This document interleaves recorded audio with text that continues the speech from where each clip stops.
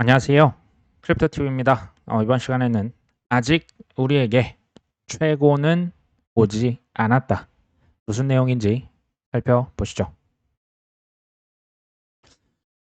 지난 7월 달 연준 의장이 금리 동결했습니다. 이걸 옆에서 보고 있던 전 연준 이사가 한마디로 요약을 했습니다. 노동시장이 만약에 견고하다면 9월 달에도 연준에서 금리 인하 안 할 수도 있다. 이게 이제 포인트였거든요. 이제 매파적 소신 발언이라 보여집니다. 트럼프 대통령이 그렇게 압박을 하는데도 어쨌든 묵묵하게 그냥 자기 할 일 한 겁니다. 이제 물가에 대한 부분, 노동 시장에 대한 부분 이 두 가지를 보고 있죠. 덕분에 원 달러 환율이 1,400원을 터치했습니다. 5월 19일 이후 처음인데요. 생각해 보시면 이제 매파적 발언이라고 하는 게 금리 동결을 안 한, 그러니까 금리 인하를 안 했다. 그러면 금리가 좀 더 높아진다라는 거죠. 그럼 좀 더 달러가 강세가 되는 요인이 맞고요. 그 다음에 관세 부과할 것이다. 관세를 부과하면 미국 내에서 인플레이션에 대한 어떤 그 염려가 있는 거죠. 그래서 여러모로 단기적인 강달러, 약 원화 이렇게 보시면 될 것 같아요. 이게 이제 퀘스천은 질문은 이거죠. 이게 단기적으로는 자산 시장 조금 위축이 일어날 수 있습니다. 이게 계속 이어질 것이냐? 저는 이제 단기에 대한 예측은 그렇게 큰 의미가 없다라고 봐요. 근데 이제 이제 4시간 봉, 15분 봉 보시면서 트레이딩 하시는 분들은 이제 그 알아서 하셔야 되는 부분입니다. 제가 이제 거기에 대해서 드릴 얘기는 없고. 근데 지금부터 6개월, 그러니까 지금부터 연말까지, 그리고 내년 한 상반기까지만 봐도 계속 이런 식으로 갈 수 있을까요? 저는 아니라고 보거든요. 금융 완화가 이제 일어날 것이다. 그러니까 의견은 단기의 어떤 급등락, 이제 가격이 왔다 갔다, 금리를 언제 올리고 관세를 언제 부과하고 이게 심지어 몇십 프로다 중요한데요. 전쟁. 큰 틀에서 보면 전 이걸 소음이라고 생각하는 거예요. 왜 이 얘기를 하는지 뒤쪽에서 또 얘기를 계속 드릴 겁니다. 나는 그런 거 싫고 바로 한 번에 딱 그냥 돈을 크게 벌고 싶다라면 저희 방송은 이제 적합치는 않은 것 같고요. 다른 방송 많이 있으니까 그런 부분은 저희가 미리 좀 이렇게 얘기를 드립니다. 할 수 없는 걸 할 수 있다고 얘기 드릴 수는 없거든요. 자, 다수의 기관들이 이더리움 매입을 지속하고 있다. 이게 어떤 주소는 이더리움을 44,900개를 샀고요. 또 어떤 또 다른 주소는 하루에 63,000개를 샀어요. 그러니까 지난 20일 대략 한 3주 정도에 무려 이더리움 79만 개. 이게 하나로 한번 따져보면 4조 원어치를 긁은 겁니다. 평 단가가 그렇게 비싼 것, 그러니까 싼 것도 아니에요. 평 단위 지금 480만 원이 살짝 넘어가요. 싸게 산 겁니까? 왜 이렇게까지 살까요? 신기하죠. 어, 이거 말고도 실은 호재들이 많거든요. 근데 호재들이 가득한 뭐합니까? 가격이 이 모양인데 얘기를 작년부터 지금까지 계속 듣고 있는 것 같긴 합니다. 제가 계속 얘기를 드렸지만 코인 투자는요. 마지막에 흥분되는 미친 폭등장 딱 일주일을 위해서 1년을 기다리는 게임입니다. 조금 이거 확장해 볼까요? 마지막 한 달에서 두 달을 위해서 지난 3년과 4년을 기다려 오신 분들, 심지어 어떤 분은 5년, 6년, 7년을 기다리신 분들도 실은 꽤 있습니다. 우리 구독자분들 아마 계실 겁니다. 그쵸?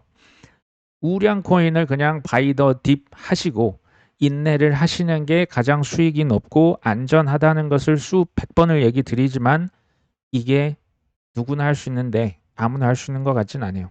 우리의 탐욕이 기다리는 거 약간 우량 코인 바이더딥 이런 거 하면 되게 바보 같거든요. 막 그냥 밈 코인 하루에 수천 배 날아가는데 저는 이게 가장 수익 높고 안전한 방법이라고 저는 개인적으로 봅니다.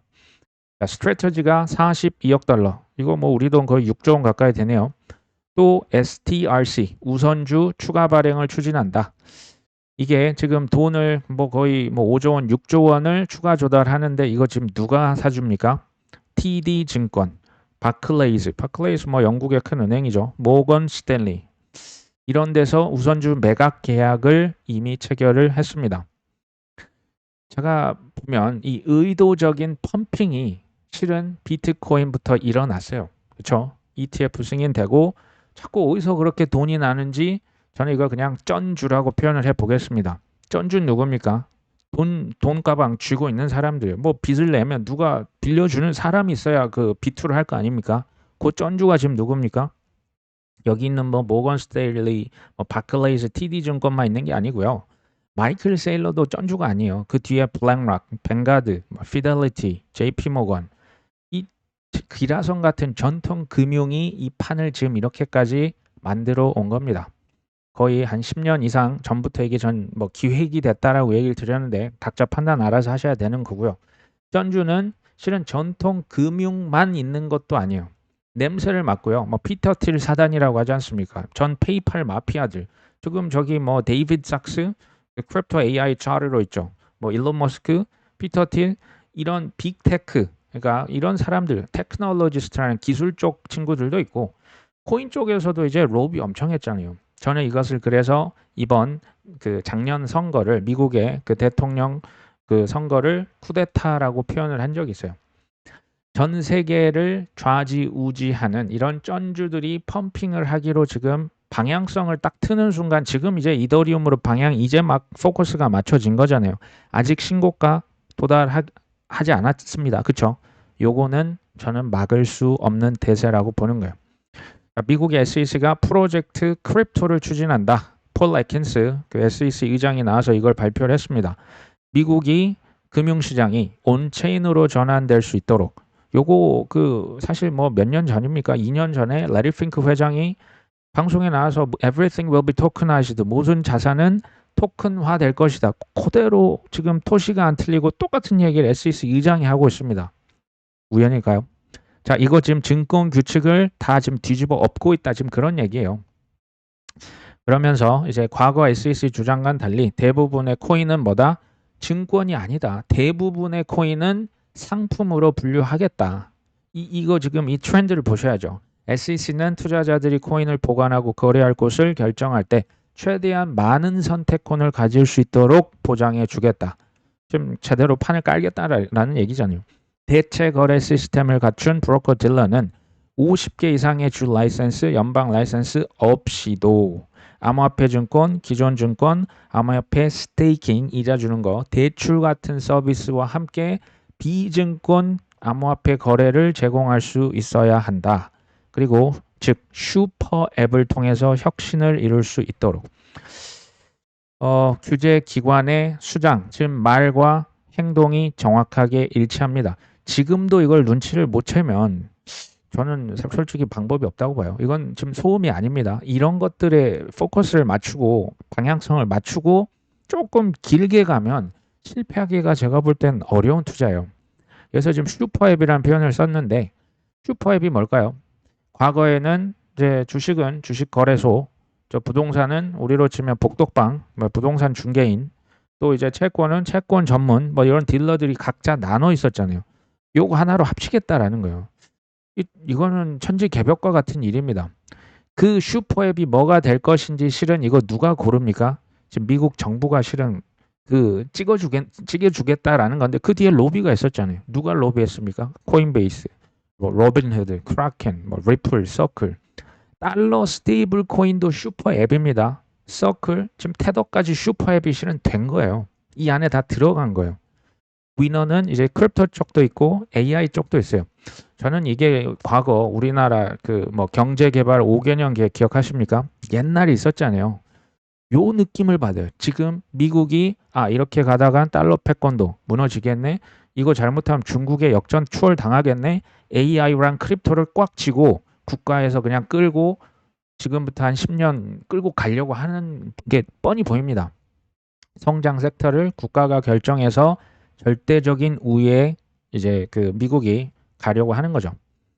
뭐 어찌됐건 뭐 가격이 좀 오른가 싶었더니 또 한번 출렁출렁 강제 청산을 당했었고요. 이제 롱 청산이 이게 지난 24시간 뭐 90%가 넘었어요. 하루에 8,500억 원이 강제 청산이 됐다. 롱 청산됐다는 건 뭘 의미할까요? 이제는 오를 때도 됐잖아. 이렇게 베팅을 한 사람이 굉장히 이것도 레버리지 빚으로 이제 베팅한 사람이 많았다라는 거죠. 분명히 얘기 드리지만 시장은 무지한 사람, 탐욕이 그득그득한 사람 절대 용서하지 않습니다. 자, 미국의 부동산 투자사 카돈 캐피탈, 뭐 카르도네가 아니고 카돈입니다. 카돈. 예, 라스트 네임, 이 사람 이름입니다. 여기에서 비트코인 100개를 1000개를 추매했다. 지금 이미 1000개를 뭐 지난 6월 23일에 뭐 샀다라고 하니까 100개 더하면 1100개일 것으로 예상이 되는 거죠. 이 카돈 캐피털은 이 부동산 억만장자 그 쌍둥이 형제들이 있어요. 올해 안에 3000개 비트코인을 추매하겠다. 계속 뭐 묶고 더블로 가고 있다. 뭐 이렇게 보시면 되는데 58년생 억만장자 쌍둥이 형제. 뭐 이제 책도 많이 쓰고 강연도 하시고 이분들 이제 각각 뭐 거의 자산이 뭐 8천억에서 조가 넘어가는 그런 분입니다. 회사에서 비트코인 1100개 들고 있다 지금 밝혀진 거죠. 근데요. 여기서 또 눈여겨보셔야 될 게 숨겨진 게 뭐냐면 개인적으로 이 지금 억만장자 있잖아요. 뭐 게리 카돈이 있고 저 그랜트 카돈이 있어요. 이분들이 개인적으로 비트코인 몇 개 들고 있는지 우리가 알 수 있습니까? 확인이 안 돼요. 생각해 보십시오. 그 상장 기업들 있죠. 테슬라가 비트코인 몇 개 들고 있습니다. 스페이스X, 스트래티지, 뭐 메타플래닛 이번에 비트코인 몇 개 사서 몇만 개입니다. 우리가 이거는 익숙하죠. 이런 상장 기업들은 무조건 공시 의무가 있기 때문에 그리고 이것을 또 이제 언론에서 떠벌리는 분들이 있어요. 그러니까 우리가 이걸 알게 되는 거지. 일론 머스크가 비트코인 이더리움 몇 개 들고 있는지 밝힌 적이 있습니까? 없어요. 공시 의무가 없어요. 마이클 세일러가 개인적으로 뭐 이분은 뭐 밝히실 수도 있지만 공식 의무가 없어요. 지금 이 카돈 형제들이 비트코인 몇 개 들고 있다? 사실 모릅니다. 가끔 인터뷰에서 이런 얘기 나죠. 저기 나 지금 전체 자산 뭐 억만장자인데 자산이 7조인데 한 2% 정도 비트코인 들고 있어. 이렇게 얘기하긴 해요. 이제 퍼센티지로. 근데 나 비트코인 1000개 있습니다. 2000개 있습니다. 그거를 이렇게까지 밝힐 의무는 없어요. 우린 추정을 할 수 있을 뿐이죠. 제가 대략 한 달 전에 뭐 지금 뒤에서 어떤 일이 벌어지냐. 그때 이제 이 억만장자 카돈 형제 중에 한 명 그 인터뷰한 걸 좀 제가 올려드린 바가 있습니다. 이 쌍둥이 형제이기 때문에 둘 다 뭐 자산가고 이제 둘 다 유명하세요. 이 형제들끼리 경쟁적으로 야 너가 1000개 샀다고? 야 그럼 난 2000개 비트코인 살 거야. 네가 2000개야? 그럼 난 3000개 살 거야. 실제로 이런 얘기를 했어요. 이 영상 보시면 나옵니다. 비트코인 그러면서 여기에서 했던 그 핵심만 간추려 보면요. 비트코인은 지금부터 딱 15년간 주어진 한정적인 기회다. 이런 표현을 써요. 기가 막힙니다. 지금부터 딱 15년간 주어졌다고 하죠. 그러면서 이런 얘기도 합니다. 전 세계의 억만장자는 한화 1조 원 이상입니다. 조가 넘어가는 분들은 사실 우리가 보기가 뭐 평생 한 명 볼까 말까 합니다. 그렇죠? 이 억만장자 전 세계 3,500명 있어. 근데 비트코인 들고 있는 억만장자 너 지금 얼마나 되는지 아니? 지금 30명이 채 안 된다. 비트코인을 몇 개가 아니고 비트코인을 들고 있는 사람이 30명이 안 된대요. 나머지 3,470명이 이 사실을 언젠가 알 텐데 가만히 있겠니? 이런 얘기를 하는 거고요. 그 다음에 억만장자는 좀 드물지만 백만장자는 전 세계 그러니까 6,200만 명이 있대요. 이 사람들이 가만히 있겠니? 비트코인 뭐 해봤자 2,100만 개인데 백만장자들이 한 개도 가질 수가 없네요. 그렇죠? 자, 타이거 리서치에서 베트남은 동남아 규제 기반 암호화폐 허브로 부상하고 있다. 우리나라의 코인 투자자가 대략 뭐 1,500만 명, 1,600만 명이라고 이제 기사가 나온 걸 본 적이 있는데 베트남은 2,100만 명 투자자라고 하네요. 아무래도 베트남은 우리나라보다 이제 20, 30대 인구 비중이 워낙 높습니다. 베트남은 동남아에서 가장 빠르게 성장하는 디지털 경제 국가 중 하나다. 암호화폐 도입률은 전 세계 최고 수준이다. 실제로 정부 지원, 뭐 레이어 1 블록체인도 뭐 키우고 있다라고 하고요. 기술력, 또 시장의 대응 속도. 그러니까 좀 20, 30대들은 기술에 대한 거부감이 사실 없잖아요. 금방 나에게 조금이라도 이익이 된다 싶으면 바로 채택하거든요. 이런 것들도 이제 국가적인 장점이 될 수가 있겠죠. 하지만 지금은 베트남 뿐만 아니고 이 동남아에서 코인 투자는 주로 아직은 개인 투자자 중심이라고 합니다. 기관 투자자들의 참여는 사실 지금은 거의 없죠. 규제가 정비되면 어떻게 될 것이다? 빠르게 증가할 것으로 예상이 된다. 이것은 지금 뭐 말이 아니잖아요. 실제 눈앞에 펼쳐진 현실입니다. 투자자가 이미 2,100만 명이에요. 물론 개인 위주가 되겠지만 제가 예전에 이 인구에 대한 그 개발도상국 인구를 얘기를 드린 바가 있는데 동남아시아가 인구 대략 합쳐보면 한 7억 명이 돼요. 중동 한 5억 명 됩니다. 아프리카 15억 5천만 명, 중남미는 6억 7천만 명. 합쳐보니까 대략 34억 명이 넘어가요. 중국과 인도 지금 뺀 겁니다. 중국, 인도 합치면 아시죠? 거의 29억 명 가까이 돼요. 그리고 제가 이걸 찾아보면 이 개발도상국의 인구 분포의 50% 이상이 놀랍게도 MZ 세대들이에요. MZ 세대들 물론 부동산 우리나라는 특히 뭐 부동산 좋아하긴 하지만 집 못 사잖아요. 차 못 사잖아요. 지금 취직도 안 되는데 결혼합니까? 요런 게 지금 우리나라만의 현상은 아니에요. 그래서 실은 코인, 쉽게 말하면 밈코인, 투기를 좋아하는 게 어떻게 보면 약간 그 트렌드 대세가 실은 돼버렸어요. 여기서 지금 얘기했죠. 개인 투자자 참여가 있긴 한데 기관급은 아직 거의 없죠. 우리나라도 마찬가지예요. 이게 뭘까요? 아까 뭐 15년이라고 했는데 좀 뭐 마지막 5년 빼면 지금부터 10년은요. 집중하셔야 되는 기간인 거예요. 지금 큰 기회가 있다 없다? 있습니다. 최고의 전략은 저는 솔직히 크립토 TV 안 보셔도 된다고 생각해요. 이 비트코인, 이더리움 왕창 쟁여 놓으시고 10년 묵히시면 됩니다. 그러시면 저는 이게 최고의 전략이 될 수 있다라고 보는 거예요. CFTC 위원장이 있습니다. 브라이언 퀸텐즈. 이분이 이제 오실 때가 됐는데 자꾸 이렇게 뭔가 삐걱삐걱해서 지금 기사를 한번 보니까 이런 게 있었네요. 이분이 브라이언 퀸텐즈가 그 전에 예측 시장 칼시라고 있어요. 근데 칼시의 이사로 있답니다. 그러니까 이메일로 뭔가 이제 안 좋은 내용이 유출이 됐는데 뭔가 봤더니 경쟁사에 대한 정보를 빼내려 했다는 이메일이 유출이 된 겁니다. 이건 이제 빼박 증거가 나온 거예요. 그러니까 일각에서는 최근 두 차례 그의 이제 그 CFTC 위원장이면 그 인준 안 투표해야 되잖아요. 요게 계속 연기가 되고 있는 거예요. 이것 때문이 아니야라는 얘기가 그래서 나온 겁니다. 뭐 재민이 뭐 이제 공동 설립자도 이건 좀 아닌 것 같은데라고 얘기를 했는데 제가 보니까 트럼프 임기 내내 이런 뭐 트럼프 가족뿐만이 아니고 주변 인사들의 이해 충돌 논란이 계속 될 것으로 추정이 됩니다. 트럼프 정권 지금 끊임없는 이해 상충 논란. 제가 볼 때 민주당에서 이거 임기 끝날까지 아마 계속 얘기를 할 것 같아요. 근데 제가 한번 생각을 해보는 거죠. 전 지금 뭐 트럼프 뭐 좋다 나쁘다 전혀 이런 얘기가 아닙니다. 투자랑 어떤 관련이 있냐? 지도자, 리더 아닙니까? 대통령.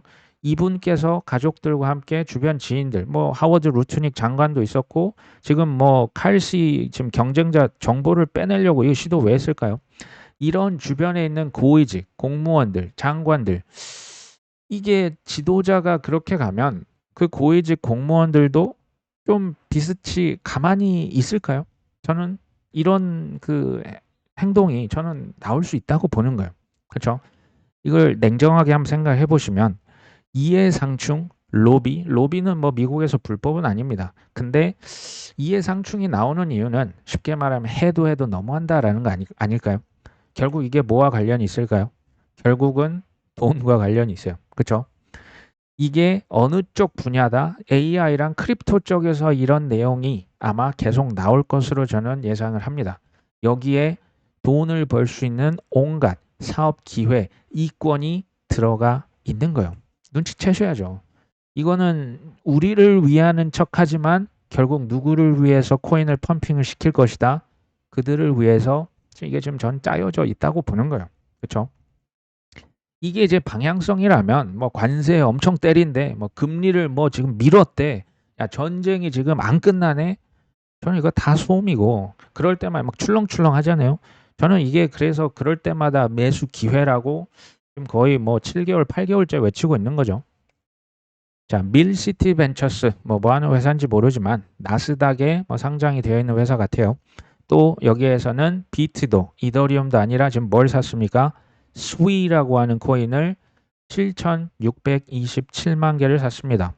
우리 돈 6천억이 넘는 돈으로 시원하게 긁었습니다. 뭐 장외 형태로 계약이 체결돼서 뭐 이제 가격에 큰 뭐 영향을 준 것 같진 않아요.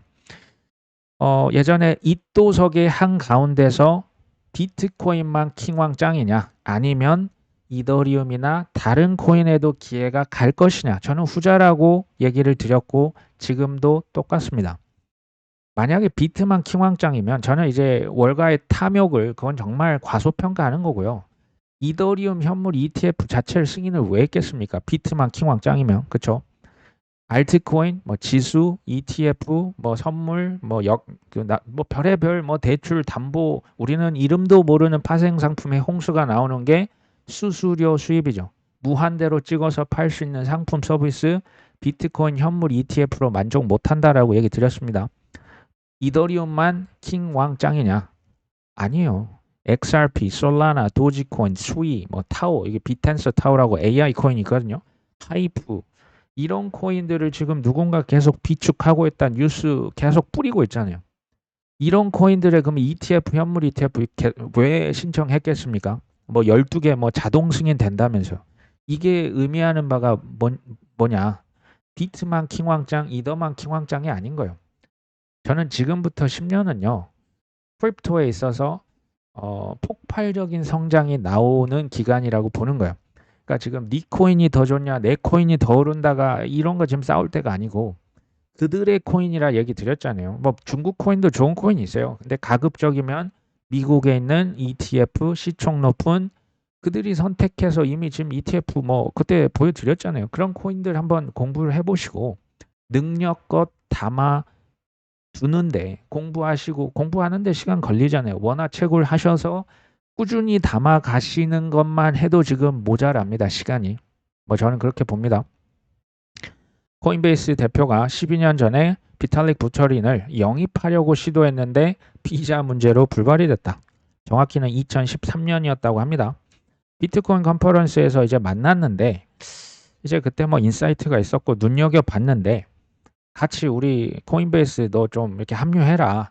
근데 이제 그 러시아계 캐나다인이거든요. 그 비탈릭 부처린이 미국에서 취업 비자를 근데 못 받았대요. 그래서 캐나다로 다시 돌아갔다.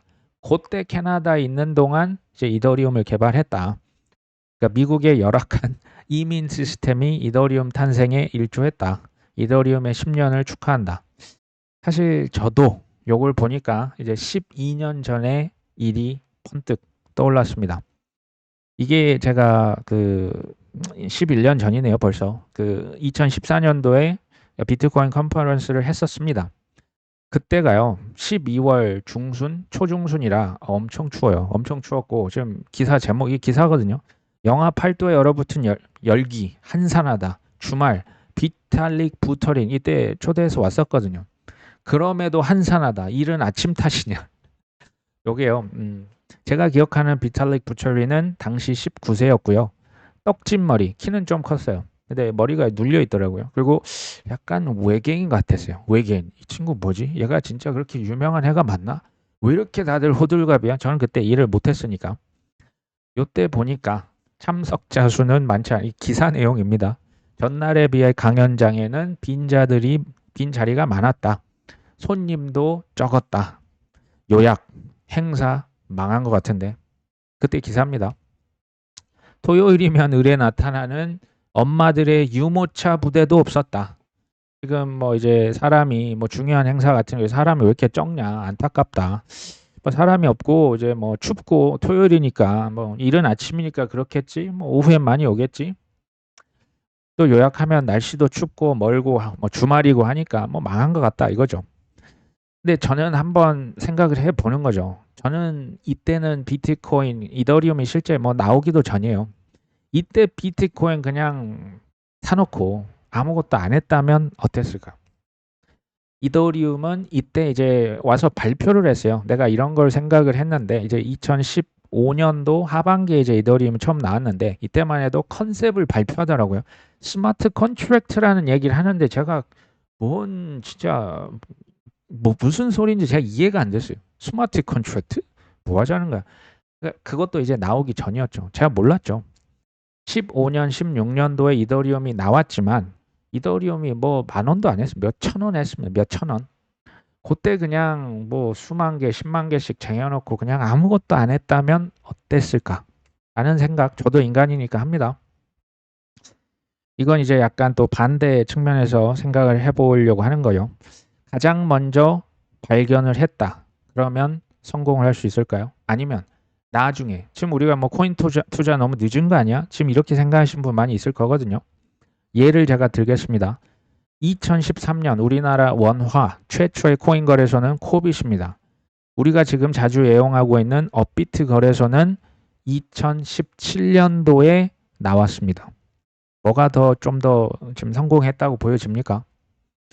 두 번째, 코인베이스라는 거래소는 2012년에 창업이 됐고요. 전 세계 거래량 기준 글로벌 압도적인 1위 거래소는 바이낸스죠. 바이낸스는 2017년도 다소 늦게 나왔네요. 넷스케이프, 지금 우리는 뭐 구글 크롬 뭐 아니면 그 인터넷 익스플로러 이런 거 쓰죠. 웹서핑하는 엔진이요. 94년도 최초 넷스케이프라는 게 나왔어요. 요게 굉장히 그 핫했고요. 빌 게이츠가 뭐 죽인다라는 뭐 그런 얘기까지 떠돌았는데 지금 생각해 보면 구글 크롬이 가장 많이 써요. 1위입니다. 이거는 2008년도 한참 지나서 개발이 됐었죠. 페이스북에서 리브라 프로젝트 기억하십니까? 요게 2019년도에 나왔거든요.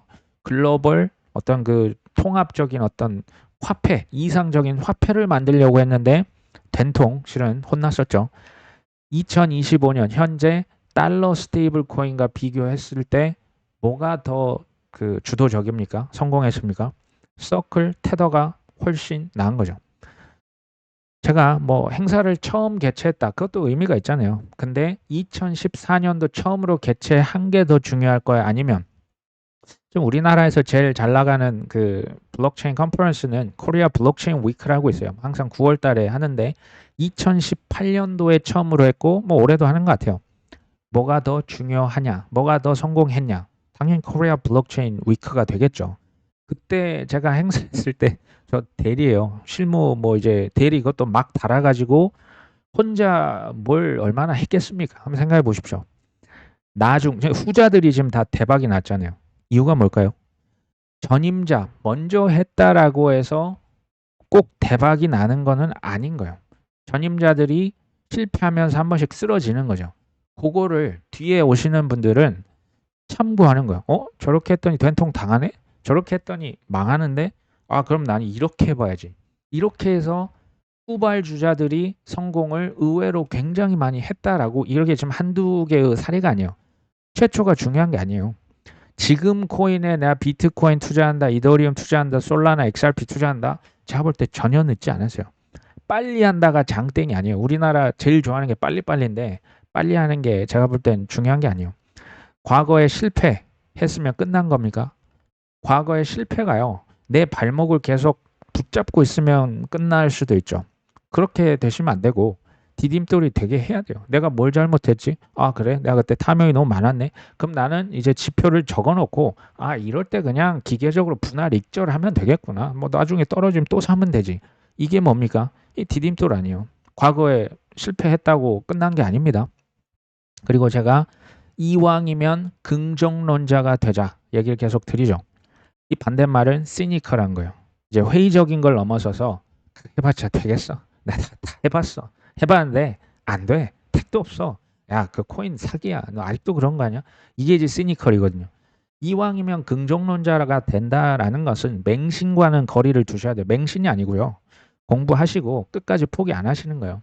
이렇게 하셔야 성공 투자할 확률이 실은 높아지는 거예요. 뭐 영어로 이런 표현이 있습니다. Best is yet to come. 베스트는요. 아직 안 왔습니다. 코인 투자 뭐 잠깐 출렁출렁 해도요. 지금부터 5년, 10년 조금 길게 가져갈 필요가 있고요. 물론 중간중간에 사고 팔 수 있는 기회 있습니다. 기다렸다가 잘 익절도 하시면 좋을 것 같습니다. 오늘 방송은 여기까지 합니다. 끝까지 시청해 주셔서 감사합니다.